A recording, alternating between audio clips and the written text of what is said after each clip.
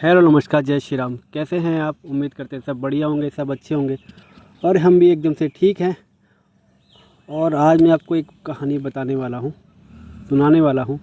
आप ये मेरे पीछे जो पेड़ देख सकते हैं, इन पेड़ों पे जो है इस टाइम पे जो है काफ़ी सारे तोतों के हैं बच्चे हो रखे हैं इस टाइम पे। तो यहाँ पे काफ़ी लोग आते भी हैं, पूछते हैं कि क्या इन पेड़ों पे तोतों के बच्चे हैं।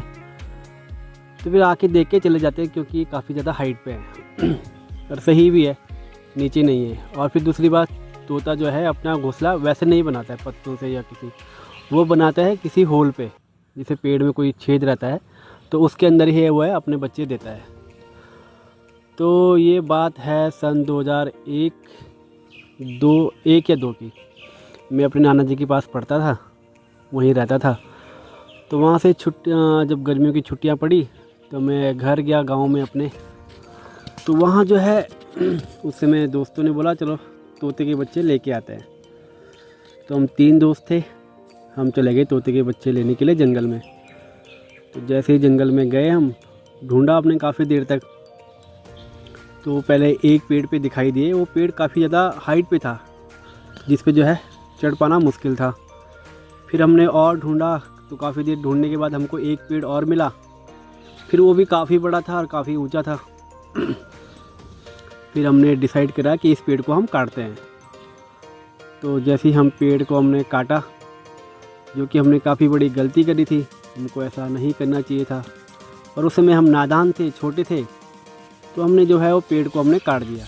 तो जैसे ही हमने पेड़ को काटा, पेड़ जो है काफ़ी हाइट पे था। जब वो नीचे गिरा तो पेड़ के जो है उसके टहने टहने सब एक तरफ हो गए, क्योंकि काफ़ी बड़ा पेड़ था, काफ़ी हाइट से नीचे गिरा। फिर जैसे तैसे करके फिर हमने वो ढूंढे बच्चे, तो वो हमको मिल गए और सब के सब ठीक थे। और उसके अंदर थे 3 बच्चे और 3 ही हम दोस्त थे। तो तीनों ने हमने एक एक ले लिया। तो जब बच्चे को घर लेके आए तो पहले तो मम्मी ने डांटा कि क्यों लेके आए हो इतने छोटे छोटे बच्चे, ये कैसे रहेंगे, कैसे जिएंगे ये। तो अब लेके तो हम आ गए थे, फिर कुछ ना कुछ तो करना था। फिर हमने उनको पाला, हमने उनको, फिर बहुत छोटे थे तो हमने उनको खाना जो है अपने मुंह से चबा चबा के हमने उनको खाना खिलाया। तो ऐसे ही चलता रहा। फिर मेरे को जाना था अपने नाना के यहाँ। तो फिर मैंने क्या करा, उस तोते को उठाया और अपने बैग में रखा और मैं उसको गांव से लेके आ गया। मैं रहता था कारबारी में अपने नाना के पास। तो वहाँ आया और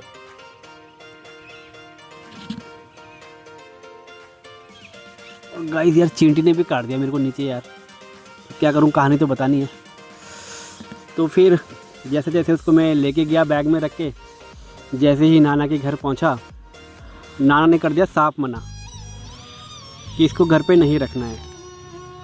फिर मैं क्या करूं, फिर सोचा मैंने। फिर हमारे एक और मामा रहते थे बगल में ही, तो फिर मामी थी घर पे। मामी को मैंने बोला, मामी इसको अपने पास आप कुछ टाइम के लिए आप इसको अपने पास रखो, जब मैं गांव जाऊंगा तो मैं इसको वापस लेके चले जाऊंगा। मामी ने बोला ठीक है। तो फिर मैंने उसको मामी के यहाँ पे रख दिया। और फिर कुछ काफ़ी दिन हो गए थे, धीरे धीरे वो बड़ा भी हो गया था। तो एक दिन क्या है, वो अपना आप ही उड़ गया। तो मामी ने मेरे को बताया कि तोता तो उड़ गया। फिर मैं उसे गया ढूंढने के लिए, चारों तरफ देखा मैंने पेड़ों पे, मीठू मीठू बोल के मैं जा रहा था। तो एक पेड़ पे मेरे को दिखाई दिया। तो मैं जैसे ही उसे पकड़ने के लिए गया, वो दूसरे पेड़ पे चले गया। फिर दूसरे पेड़ पे गया, वो फिर तीसरे पेड़ पे चले गया। ऐसे ही कर करके वो मेरे हाथ ही नहीं आया। तो मैं भी थक हार के घर पे आ गया। मन काफ़ी उदास था कि यार ये कैसे रहेगा, कैसे जिएगा, क्योंकि इसको घर की आदत पड़ी हुई है। बाहर ये क्या खाएगा, कैसे ढूंढेगा। तो मैं घर पे वापस आ गया। तो बैठा था, शाम को फिर जैसे ही देखा, वो उड़ के फिर उसी घर पे आ गया जहाँ से वो उड़ा था। शाम को आके वहीं आके बैठ गया। तो फिर उसको जैसे तैसे उसको हमने पकड़ा और लेके आए नीचे। फिर हमने रखा उसको। फिर जो है कुछ टाइम बाद मेरे को घर जाना था, गांव जाना था। तो मैंने उसको वहाँ से लिया और मैं उसको फिर से गांव में लेके आ गया। फिर गांव में मेरा एक दोस्त रहता था, हमारे पड़ोस में ही थे। तो मैंने उसको दे दिया कि मैंने कहा यार इसको मैं तो नहीं पाल पाऊँगा, क्योंकि नाना मना कर रहे हैं, तो तू इसको अपने पास रख ले। तो उसने उसे अपने पास रखा। तो फिर धीरे धीरे क्या है, वो बोलने भी लग गया था, मीठू मीठू बोलने लग गया था, क्योंकि उसको मीठू मीठू हम बोलते रहते थे। वो सेम मीठू बोलने लग गया। और ज़्यादा पता नहीं था कि ये सीख जाएगा, और वो बोलता था मीठू मीठू, सीटी की आवाज़ में वो मीठू बोलता था, और काफ़ी तेज़ बोलता था। मतलब ये लगा लो पता ही नहीं चलता था कि ये तोता बोल रहा है या इंसान बोल रहा है। फिर धीरे धीरे क्या होता कि इसको वो सुबह छोड़ देते थे, खोल देते थे पिंजरा उसका, वो उड़ जाता था, शाम को अपना आप जो है घर वापस आ जाता था। तो ऐसे ही चलता रहा बहुत टाइम तक। फिर धीरे धीरे उसकी आँख में चोट लग गई थी, उसको दिखना बंद हो गया था। फिर कुछ टाइम तक वो ऐसे ही घर पे रहा, और बाद में वो मर गया। तो फिर बाद में मैंने सोचा यार, अब मैं सोचता हूँ कि वो हमने कितना बड़ा गलत किया हमने ना। कोई हवा में उड़ने वाला पंछी, और उसको हमने ऐसे कैद कर दिया, हमने उसकी आज़ादी छीन ली। शायद वो उड़ना चाहता था, जीना चाहता था, और हमने उसको जो है एक बंद पिंजरे में हमने उसको ज़िंदगी भर के लिए कैद कर दिया। तो आज हमारे भी बच्चे हैं, तो हम भी सोचते हैं अगर कोई हमसे हमारा बच्चा छीन ले तो कैसा लगेगा ना। तो उस समय हमने ये नादानी में करा है, नासमझी में करा है, तो जिसका हमें आज भी जो है मेरे को पछतावा होता है कि मेरे को ऐसा नहीं करना चाहिए था।